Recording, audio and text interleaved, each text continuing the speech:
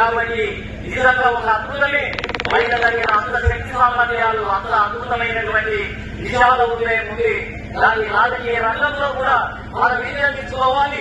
ఈ రెండు తెలుగు రాష్ట్రాల్లో ఇప్పటి వరకు ఒక మహిళ ముఖ్యమంత్రి కానటువంటి పరిస్థితి ఉంది.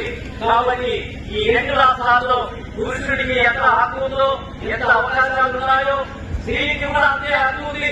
ఇది ఎవరో దానధర్మాల మీద, దయాల మీద వారు ముఖ్యమంత్రి కావాల్సినటువంటి అవసరం లేదు.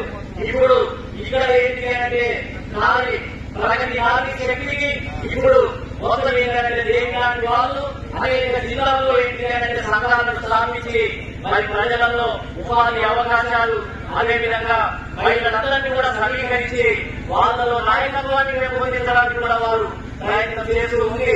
అనేక ఉద్యమాలతో కూడా సమ్మేళనం చేసుకున్నటువంటి పరిస్థితి కూడా కనిపిస్తుంది.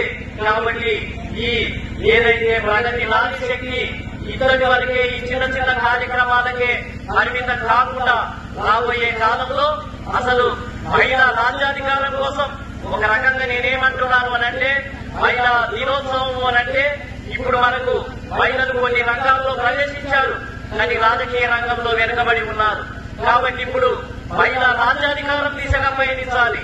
ఎమ్మెల్యే సీట్లలో గెలిచే దిశగా, అసెంబ్లీలో మొత్తం ఏంటి అంటే చట్టాలు, శాసనాలు చేసే దిశగా కూడా ఇవాళ మహిళా శక్తి మొత్తం ఏంటి అంటే ముందుకు వెళ్లాల్సినటువంటి సమయం ఆసన్నమైంది. ఇప్పటికే మరి చాలా మహిళలు ఇప్పటికే చాలా ఆలస్యంగా మరి ఇప్పుడే చైతన్యం పొందుతున్నారు.